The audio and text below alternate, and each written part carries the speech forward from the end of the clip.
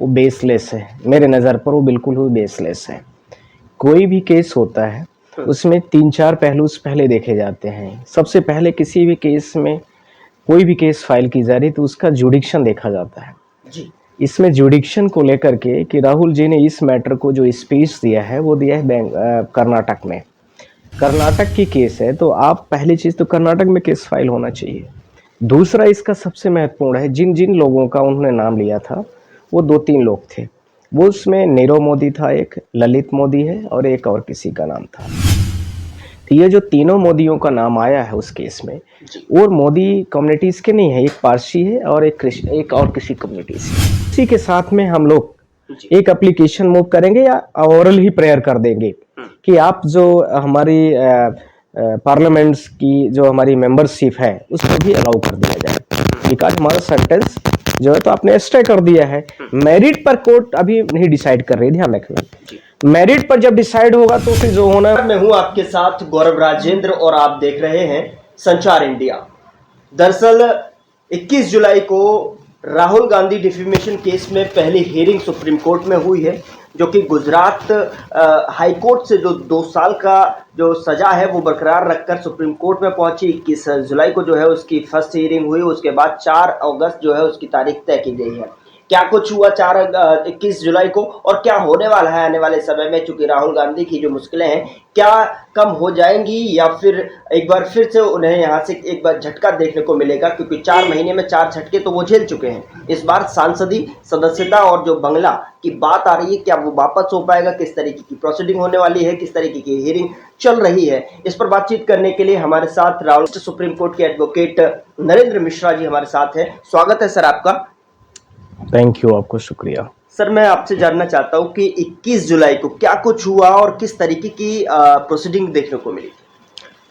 पहले तो आप सबको बहुत बहुत शुक्रिया। आप लोग लग रहा है मुझे शुरू से ही राहुल गांधी जी का केस जो है उसको चेक कर रहे हैं और इस केस का जो सर और पैर दोनों है वो बेसलेस है। मेरे नज़र पर वो बिल्कुल ही बेसलेस है। कोई भी केस होता है उसमें 3-4 पहलू पहले देखे जाते हैं। सबसे पहले किसी भी केस में कोई भी केस फाइल की जा रही तो उसका जुडिक्शन देखा जाता है जी। इसमें जुडिक्शन को लेकर के कि राहुल जी ने इस मैटर को जो स्पीच दिया है वो दिया है कर्नाटक में। कर्नाटक की केस है तो आप पहली चीज़ तो कर्नाटक में केस फाइल होना चाहिए। दूसरा इसका सबसे महत्वपूर्ण है जिन जिन लोगों का उन्होंने नाम लिया था वो 2-3 लोग थे। वो उसमें नीरव मोदी था, एक ललित मोदी है और एक और किसी का नाम था। तो ये जो तीनों मोदियों का नाम आया है उस केस में और मोदी कम्युनिटीज़ के नहीं है, एक पारसी है और एक और किसी कम्युनिटी से है। तो ये भी ध्यान रखना है कि वो मोदी कम्युनिटी से बिलोंग नहीं करते हैं।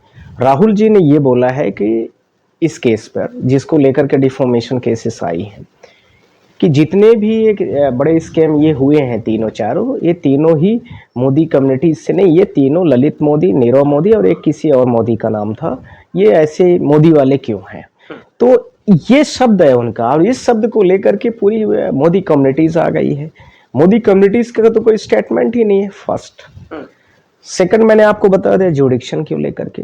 जुडिक्शन में 2-3 चीजें बहुत महत्वपूर्ण होती हैं। पहली ये कि कर्नाटक में केस फाइल हो जहां दरे आप स्पीच दिए हैं या तो वहां हो सकता है या तो जिनके ऊपर आपने दिया है वो कर सकता है। तीसरा जहां पर उससे संबंधित कोई और मैटर लग रहा हो या चल रहा हो वहां चल सकता है। तो गुजरात से संबंधित तो तीनों में से कुछ भी नहीं है। अब इसमें जो पुर्णेश मोदी आए हैं, एक नए व्यक्ति, उनके बारे में तो कोई चर्चा ही नहीं है, तो वो कहां से केस फाइल कर दिए? सबसे पहला क्वेश्चन मेरा ये है। तीसरी इसमें जो महत्वपूर्ण, चौथी चीज जो महत्वपूर्ण निकल के आई है कि गुजरात में वो कैसे केस फाइल कर दिए? उनको कर्नाटक में ही, यदि वो करना भी चाह रहे तो कर्नाटक में ही करते वो। तो वो हो गया चौथा ये जो मैंने आपसे बोला कि कर्नाटक में क्यों नहीं किया, गुजरात में क्यों किया? बिकॉज गुजरात में जुडिशरी ने इन चीज़ों के इन पहलुओं पर जो विभिन्न बिंदुओं पर मैंने बात किया है, उन बिंदुओं पर उन्होंने उसको कंसीडर किया है। जुडिक्शन को लेकर के कोर्ट ने इस चीज़ को नहीं कंसीडर किया, जिसको लेकर के ट्रायल सेशन कोर्ट और हाई कोर्ट तीनों ने ही सेम रवैये पर एक दूसरे के जो ऑर्डर्स थे उसको कॉपी पेस्ट कर दिया। उन्होंने बहुत सारे पहलू उसको चर्चा नहीं किया। अब आ रही है पांचवी बात, मैं पांचवें बिंदु पर बात कर रहा हूँ। जी जैसे ही सेशन मतलब ट्रायल कोर्ट ने राहुल जी को मैक्सिमम कन्विक्शन दी है 2 साल की, पहले तो मेरे नॉलेज में आज तक डिफेमेशन केसेस में कहीं भी 2 साल की मैक्सिमम कन्विक्शन नहीं हुई है। रिसेप्शन केस में जो बना वो राहुल जी का ही केस बना, जो कि एक बिल्कुल ही बेसलेस था। कोई भी व्यक्ति, एक नेचुरल जस्टिस का फिनोमिना होता है कि कोई भी व्यक्ति, यदि किसी भी व्यक्ति के ऊपर कोई भी आरोप लग रहा है तो उसको सुनने का मौका दिया जाता है सुनने का मौका दिया जाता है, सॉरी। पर जैसे आपने भी देखा होगा, कोर्ट की प्रोसीडिंग होती है तो एक पक्ष यदि सुन लिया गया तो दूसरे पक्ष को कोर्ट नोटिस करती है कि उसको भी हमें सुनना है। जैसे ही वहां से ऑर्डर आया ट्रायल कोर्ट का, वैसे ही जो हमारे ओम प्रकाश बिरला जी हैं, ठीक, उन्होंने क्या किया, जो हमारे लोकसभा के स्पीकर हैं, उन्होंने तुरंत ही राहुल जी का सुबह निर्णय आता है और शाम को उन्होंने क्या किया, एक नोटिस इश्यूज करा करके, मतलब उसका पब्लिकेशन कराया और उसके साथ में उनको आनन फानन में ही उनकी सदस्यता को रद्द कर दिया। मैं उनसे ये कहना चाहता था आप लोगों के मीडिया के माध्यम से कम उनको राहुल जी को प्रेजेंटेशन देने का तो मौका देना चाहिए। उन प्रेजेंटेशन भी नहीं देने दिया, उनका घर खाली कराना था उनको। मुझे लगता है कि कितना उन्होंने इंटेंशनली वर्क को किया है। There is not any kinds of the jurisdictions, there is no any kinds of the here natural justice which is the applied by the honorable Lok Sabha speaker of India, जो उन्होंने नहीं कंसीडर किया है। अब बात आ रही है लोकसभा पर, सॉरी, अब बात आ रही है सुप्रीम कोर्ट पर। सुप्रीम कोर्ट में मैटर ये 21 को आया और 21 को आते ही ऑनरेबल जस्टिस गवाई और ऑनरेबल जस्टिस प्रशांत मिश्रा जी ने इस बेंच की हेयरिंग शुरू किया। और जैसे ही शुरू किया, उन्होंने सीधा पहला स्टेटमेंट जारी किया कि आई एम कांग्रेसमैन, मतलब my family is a congressman, मेरा ब्रदर अभी भी कांग्रेस से जुड़ा हुआ है। आप लोगों को यदि हियरिंग में कुछ प्रॉब्लम है तो आप लोग अभी बता दीजिए। तो जैसे उन्होंने बोला तो जो अपोजिट काउंसिल उधर से थे हमारे पुणे के और जो गुजरात गवर्नमेंट के एडवोकेट्स थे, उन लोगों ने तुरंत ही बोला I have no any kinds of the issues, continue. तो ठीक है, कोई बात नहीं। तो फिर वो स्टार्ट हो गए। उसके बाद इशू नोटिस हो गई उस मैटर पर अभी स्टे प्रोसीडिंग नहीं हुई है। जो कोर्ट का अभी हाई कोर्ट का ऑर्डर है उसमें अभी कुछ भी नहीं हुआ है। सिर्फ और सिर्फ कोर्ट ने इशू नोटिस किया है और कोर्ट ने नोटिस करने के बाद उनकी रिप्लाई के लिए भी टाइम दिया है उनको कि आप इतने दिनों में रिप्लाई दीजिए, क्योंकि 150 पन्ने का वो ऑर्डर है, उसमें थोड़ा सा टाइम चाहिए उनको। तो उन्होंने बोला था 28 तारीख तक आप ऑर्डर उसको कर दीजिए, उसके बाद हम 4 तारीख को केस को लगा रहे हैं, यानी 4 अगस्त को इसमें हम फाइनल हियरिंग कर लेंगे। तो इसमें कोई दिक्कत किसी को भी नहीं आई। अब अगली बात आ रही है कि कोर्ट, ध्यान रखना, इस केस के 2 पैरेलल पहलू हैं, मैं आपको बार बार बताऊंगा इस बात में। पहला ये है कि अभी हम मेरिट पर नहीं चल रहे हैं, अभी जो हमें सेंटेंस अवार्ड हुआ है, यानी जो हमें सजा हुई है 2 साल की, हम उसमें बात कर रहे हैं जी, ठीक। अब उसमें क्या क्या हो रहा है, अब इसके साथ में जैसे ही हम यहाँ पर आए तो इस पे भी आर्गुमेंट शुरू हुआ, तो कोर्ट ने इस पे नहीं अलाउ किया है। कोर्ट ने बोला कि इतना लंबा चौड़ा केस है, हमें थोड़ा पढ़ने का भी होना चाहिए। तो उसके पढ़ने के बाद ये जो चीजें होंगी तब इसमें सेंटेंस पर उसमें स्टे होगा, ये अगली बात हुई। इसके साथ में जैसे सेंटेंस का हमारा स्टे होगा, उसी समय पर जो आपके और भारत देश के बहुत सारे लोगों की जो हमारे श्रोता है और दर्शक भी होंगे तो वो सुन रहे होंगे, तो मैं ये भी कहना चाहता हूं कि उसी के साथ में हम लोग एक एप्लीकेशन मूव करेंगे या ओरल ही प्रेयर कर देंगे कि आप जो हमारी पार्लियामेंट्स की जो हमारी मेंबरशिप है उसको भी अलाउ कर दिया जाए, बिकॉज हमारा सेंटेंस जो है तो आपने स्टे कर दिया है। मेरिट पर कोर्ट अभी नहीं डिसाइड कर रही, ध्यान रखना। मेरिट पर जब डिसाइड होगा तो फिर जो होना है वो होगा, तो ये हमारे इसके साथ में होगा। तो जैसे ये चीजें आएंगी तुरंत ही हमारा मेंबरशिप भी अलाउ हो जाएगा। अच्छा, मेंबरशिप के लिए हमें सुप्रीम कोर्ट में ही क्यों करना है, बिकॉज पार्लियामेंट का जो प्रोसीडिंग है उसका जो सेक्रेटरी है वो इसमें अपना नोटिफिकेशन नोटिस करते हैं और नोटिस के साथ में पब्लिश करते हैं। और ये इसके जो हमारे ओम प्रकाश बिरला जी हैं, जो हमारे इसके चेयरमैन जी। हैं, पार्लियामेंट की जो भी प्रोसीडिंग होगी वो सुप्रीम कोर्ट में हम उसको चैलेंज करें, इसलिए हम सुप्रीम कोर्ट में चैलेंज कर रहे हैं उसको। तो सुप्रीम कोर्ट ही उसको अलाउ भी कर देगी कि ठीक है, आपका घर जो भी आपको नॉर्म्स है, जो आपकी सुविधाएं हैं वो मिल जाएंगी और उसको अलाउ कर दिया जाएगा।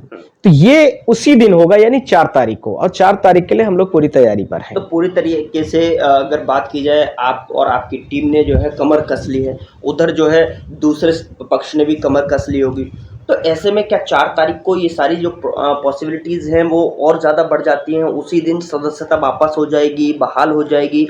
क्या आंतरिक बेल और बेल में मिलने के चांसेस? देखिए, मैं आपको 2-3 चीजें फिर से बोलना चाहता हूँ। 3 चीजें आ रही हैं अब इसमें। वो लोग तो जबरदस्ती का केस लगाए। पूर्णेश मोदी तो ये बीजेपी का एमएलए है या बीजेपी का व्यक्ति है, तो बीजेपी वाले उसके सर हाथ रखे हुए हैं, इसलिए वो केस को फाइल किया है। और उसने ट्रायल ने कुछ बिंदुओं को न कंसीडर करने की वजह से वो मैटर यहाँ तक आया, क्योंकि राहुल गांधी भारत देश के एक बहुत ही रिच फैमिली, एक बहुत ही ऑनरेबल फैमिली, एक बहुत गस्टेड फैमिली के घर के फैमिली के लोग हैं, और पीएम के सबसे बड़े दावेदार हैं। भारत देश वर्ल्ड के सबसे इंटेलेक्चुअल पर्सन्स में माने जाते हैं। तो उनको कैसे डिफेम करके, कैसे उनको, उनके फैमिलीज को कैसे पूरे भारत देश में बदनाम किया जाए, वर्ल्ड लेवल में बदनाम किया जाए, इसको लेकर के बीजेपी ने एक प्रोपोगंडा चलाई थी। उस प्रोपोगंडा में वो काफी सफल होने की कोशिश कर रही है, पर सुप्रीम कोर्ट में भी कुछ भी नहीं होने वाला है, ये ध्यान रख लीजिए आप लोग। मैं हर मीडिया और न्यूज चैनल्स के माध्यम से बोला हूं कि कोई 302 का मैटर नहीं है, न 307 का मैटर है, न करप्शन का मैटर है। ये मैटर और किसका है? बिना हाथ पैर के किसी के ऊपर कोई आरोप लगा दे, बस उसका मैटर है। और वो डिफेमेशन की केसेस है। डिफेमेशंस की केसेस में इतना आज तक के इतिहास में कुछ नहीं है। कोई किसी को बोल दिया कुछ, इसको लेकर के थोड़ी मैक्सिमम कन्विक्शन है। 2 साल तो वो हो गया, 5-6 साल, 4 साल का और हो गया, तो ये 6 साल का मिल जाएगा। तो ऐसे में तो पूरा भारत देश का जो भावी प्रधानमंत्री कांग्रेस और जो इंडिया अलायंस है का पीएम का फेस होगा या कुछ भी होगा, तो उसमें बहुत बड़ा धक्का लग जाएगा। तो ऐसे नहीं हो सकता है। सुप्रीम कोर्ट हमारी भारत देश के वर्ल्ड के बहुत अच्छी जुडिशरी में मानी जाती है, और उससे हमें, और खासकर इस समय पर जो honourable justice, chief justice of India हैं हमारे, उनके नेतृत्व में बहुत अच्छा हमें ऑर्डर आने की हमेशा चांस है। उसमें क्वालिटीज़ है जी, उस क्वालिटीज़ की हमें बहुत ज़्यादा एक्सपेक्टेशन है, और वो इस ऑर्डर में दिखेगी आपको। अब इसी का अगला पहलू जो आप क्वेश्चन कर रहे थे कि आप लोग क्या कमर कसे हैं, मैंने आपसे ये भी बोला कि सेंटेंस हम लोगों की अभी फर्स्ट फेज है कि हम सेंटेंस को स्टे कराएं, और दूसरा राहुल जी की सदस्यता बहाल हो। जैसे ही सदस्यता बहाल होगी तो उनका रूम और जितनी भी अलायंस वगैरह चीज़ें हैं वो सब ऑटोमेटिकली फ्री हो जाएंगी और वो उनको मिल जाएगी। तो इसमें कुछ भी ऐसा नहीं है। अब ये मैटर को इतना हाईलाइट कर दिया गया है, because highlighted family, highlighted peoples का मैटर है, इसलिए ये सब हो रहा है जो भी हुआ है, और ऐसा होना नहीं चाहिए। भारत देश में कम से कम एक पार्टी दूसरी पार्टी इस पर एलिगेशन लगाती हैं। ऐसे में आर्टिकल 19, आर्टिकल 21, आर्टिकल 14 में जितनी आर्टिकल्स में दिए गए हैं संवैधानिक अधिकार, कानूनी अधिकार, वो सबके वंचित हो जाते हैं। फ्रीडम ऑफ स्पीच जो दी गई है वो सबके ऊपर जो है, तो वो इसका कहीं ना कहीं वॉल्यूशन होता है। तो ये ऐसा सुप्रीम कोर्ट नहीं कर सकती। दूसरा जो हम लोगों का जबरदस्त आर्गूमेंट होगा इस मैटर पर भी होगा। तीसरा जो मैंने आपको फर्स्ट वाले फेज में सबसे शुरू में ही बताया है कि जुडिक्शन को लेकर के होगा। चौथा जो मैंने आपको यहाँ पर फिर से कह रहा हूँ कि ये जुडिक्शन के साथ में इनके पास कोई मतलब विटनेसेस नहीं है, विदाउट विटनेसेस की है, तो वो भी होगा। और कुछ चीज़ें होंगी जिसको हम कोर्ट में ही एक्सप्रेस करेंगे, अभी यहाँ पर नहीं बोलना चाह रहे हैं। जी जी बिल्कुल जो कि कोर्ट के अंदर, लेकिन 4 तारीख में हम आपको भी दर्शकों को भी बताएंगे और सबसे भी मुलाकात होगी कि क्या कुछ हियरिंग में रही।